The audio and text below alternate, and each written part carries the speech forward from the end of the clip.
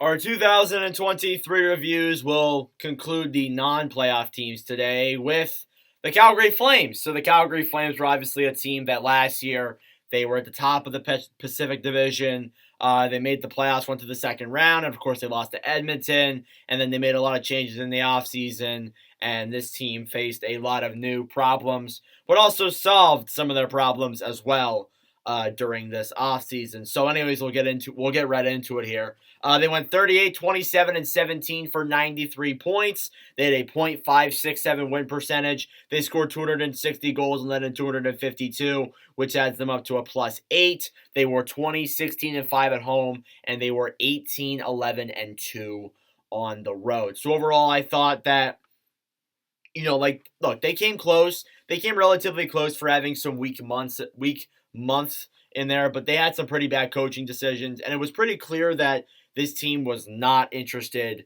in having Daryl Sutter be their coach for moving forward, which they fired him along with, as well as that too, Brad Treliving. They also parted ways with there as well. So brand new GM, brand new coach, and it was Craig Conroy who was brought in as the general manager, and they promoted Ryan Huska to the head coaching role, which was a very smart move because Huska has been with the team since literally like 2014 or something like that. He's been around Calgary for a very long time, so good that he finally got a coaching job. Month by month goes as follows. October, they went 5-2-0. November, they were 5-7-3. December, 8-4-4. January, they went 6-4-2.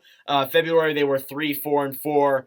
March, then they were 8-5-2, and then the end off the year, they were 3-1-2. Which, let's say, if literally both of those games were wins, they make the playoffs. Both of those overtime losses were just wins, overtime wins. They make the playoffs. No question. They most likely do. And it really sucks because, like, this team, they had the pieces, but honestly, when you really look at it, they weren't going to go far with the team that they had. They weren't.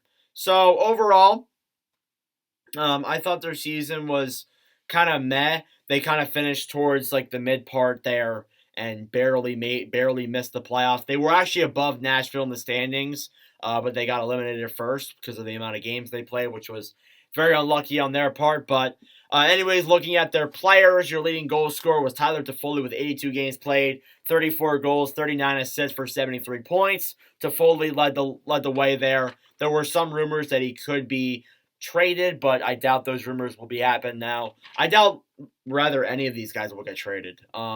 Because a lot of them had issues with Daryl Sutter. A lot of them requested trades, and when Sutter was fired, a lot of their requests rescinded.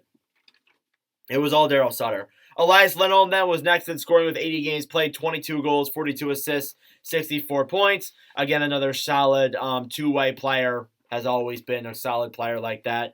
Nazem Kadri, who was also brought in and signed during the offseason. He played 82 games, had 24 goals, 32 assists for 56 points. Again, Kadri, I thought, had a solid year, but still not the year that when he was signed to that 7x7, he wasn't looked at to be a 50-point scorer. He was looked to be more like a 70, 80-point scorer. But, of course, he was not like that this year with the Flames. Michael Backlund was next there with 82 games played, 19 goals, 37 assists for 56 points. Backlund, same stats there as Kadri, basically. I thought he had an okay year, but still had some points where he was like, eh. Then you had Jonathan Huberdeau, and Huberdeau was the biggest concern with a lot of people. And there was a lot of concerns with the Flames lineup and a lot of the guys who didn't produce this year. And Huberdeau was one of them. He had 115 points with the Panthers last season, but this season he had the biggest drop-off we've seen in a long time. 79 games played, 15 goals, 40 assists for 55 points. Just a huge drop-off there. Just not gonna win you hockey games if your guy goes from 115 to 55. No good. And of course, it was also a different scenario with Huberdeau. Like, he was in Florida with a lot of high flying scores, and he went to Calgary, and it was a little bit of a different coaching style and all that stuff. Rasmus Anderson then was sixth in scoring with 79 games played, 11 goals, 38 assists for 49 points. I thought Anderson was all right on that Flames blue line. Dylan Dubé was next there with 82 games played, 18 goals, 27 assists for 45 points. Again, Dubé was another one of those interesting players who, when you looked at him, He had a down season. Andrew Mangiapane, who was actually pretty good at the start of his career, but then things have kind of cooled down since then. 82 games played, 17 goals, 26 assists for 43 points. He was looked at to be like maybe a 60, 70 point scorer. Now he's probably going to be aged around probably 40 to 50, which kind of really does stink for him overall. But hey, he's still young. There's still some room to grow. Blake Coleman, who when he signed that contract a few years ago, I was like, yeah, no, this is not a good deal. But Coleman, 82 games played, 18 goals, 20 assists for 38 points. And then Noah Hannafin there to lead out your top 10, or to finalize your top 10 with 81 games played, 7 goals, 31 assists for 38 points. Of course, there's also a lot of rumors around him. Will he stay with Calgary? Will he not? There's a lot of questions there. The biggest thing, and apart from the offense, the biggest thing that was really looked at in Calgary was their goaltending. And their goaltending was showing some concern during this season, and it was really kind of shown, especially towards the end of that playoff run they tried to make, or the playoff push, sorry.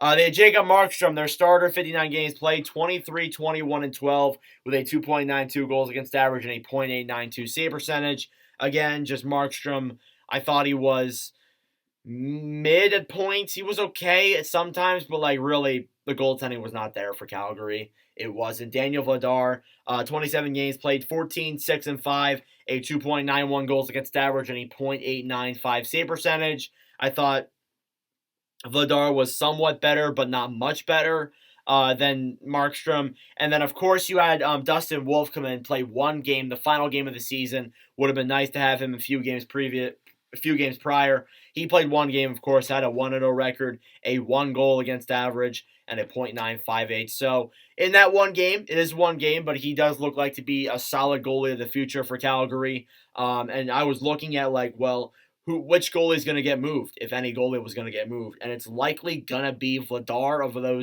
of those three, which is unfortunate because Vladar is the more solid one, but of course he has the lower cap hit, which makes him easier to move. Your trades, and this is what the trades that Brad Treliving made absolutely terrible. Dryden Hunt, and then Troy Stetcher and Nick Ritchie. Yeah, and it was really questionable, like why, when you're so close to the playoffs, are you going to make a trade like this, where it really didn't make sense at all, to be honest with you.